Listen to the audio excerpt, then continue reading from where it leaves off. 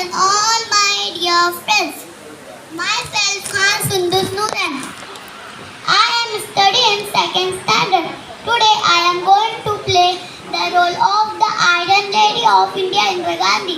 Yes, that is none other than Srimati Indira Gandhi.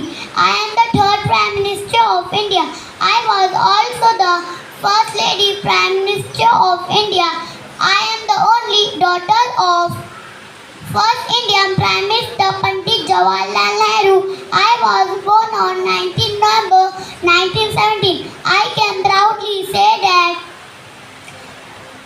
I could serve the nation till my last breath. I can proudly say that I was a fighter of peace. I had started election campaign in 1971 and my slogan